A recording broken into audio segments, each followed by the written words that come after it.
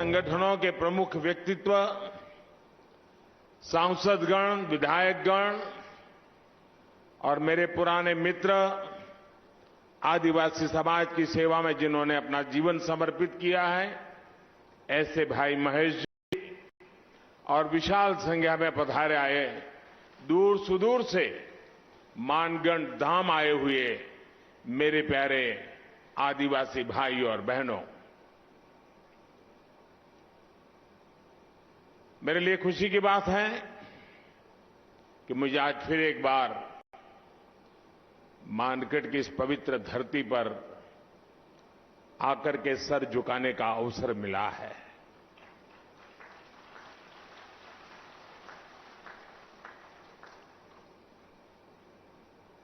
मुख्यमंत्री के नाते अशोक जी और हम साथ साथ काम करते रहे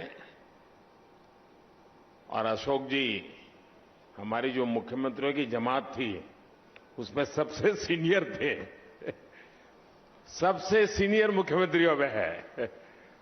और अभी भी हम जो मंच पे बैठे हैं उसमें अशोक जी सीनियर मुख्यमंत्रियों में से एक है।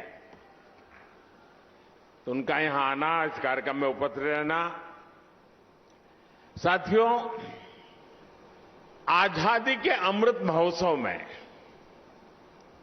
हम सभी का मानगढ़ धाम आना, ये हम सबके लिए प्रेरक है, हमारे लिए सुखद है।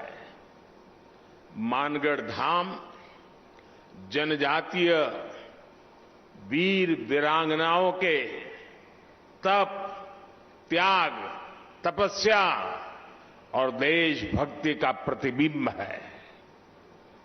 ये राजस्थान, गुजरात, मध्य प्रदेश और महाराष्ट्र के लोगों की साझी विरासत है।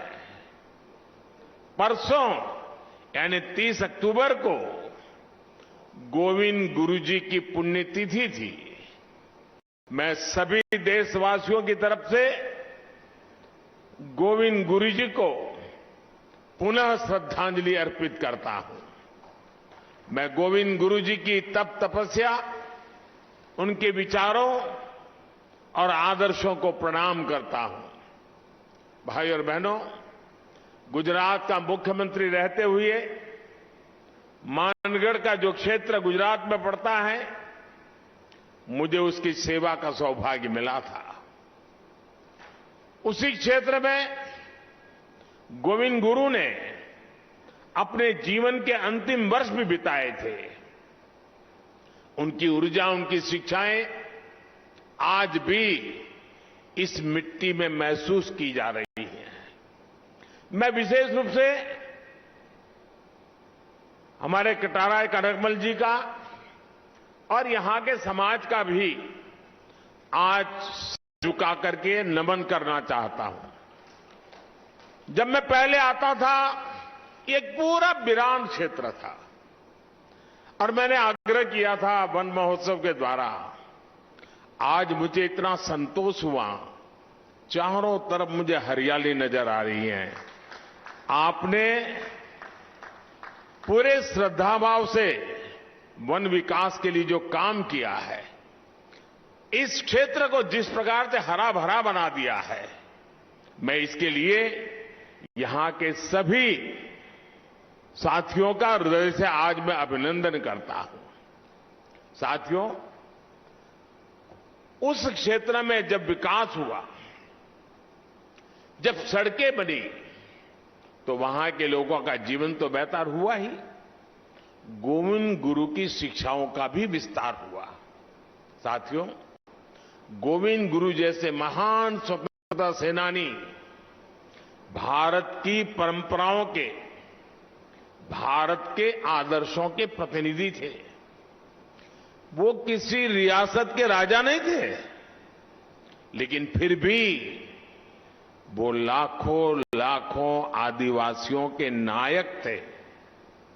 अपने जीवन में उन्होंने अपना परिवार खो दिया, लेकिन हौसला कभी नहीं खोया।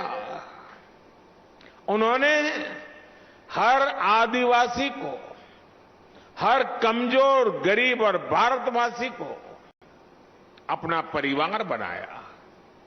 गोविंद गुरु ने अगर आदिवासी समाज के शोषण के खिलाफ अंग्रेजी हुकूमत से संघर्ष का बिगुल फूंका, तो साथ ही अपने समाज की बुराइयों के खिलाफ भी उन्होंने लड़ाई लड़ी थी। वो एक समाज सुधारक भी थे, वो एक आध्यात्मिक गुरु भी थे, वो एक संत भी थे, वो एक लोक नेता भी थे। उनके जीवन में हमें साहस, शौर्य के जितने महान दर्शन होते हैं, उतना ही ऊंचा उनका दार्शनिक और बौद्धिक चिंतन भी था।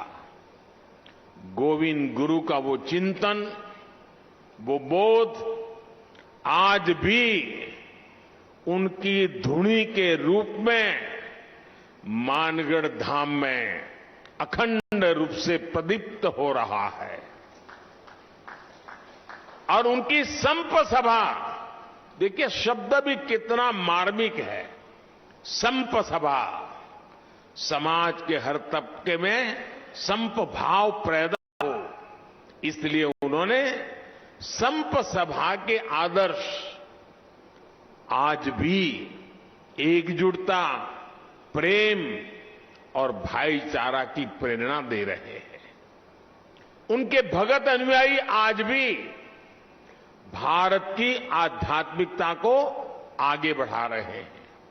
साथियों, 17 नवंबर 1913 को मानगढ़ में जो नरसंहार हुआ, वो अंग्रेजी हुकूमत की क्रूरता की पराकाष्ठा थी। एक और आजादी में निष्ठा रखने वाले भोले भाले। Well, Prime Minister Modi in Gujarat. Remember, at 3:45 p.m. he is also visiting Morbi, the accident site, after which he will be visiting the hospital. Our live coverage continues. For now, slipping into a short break here.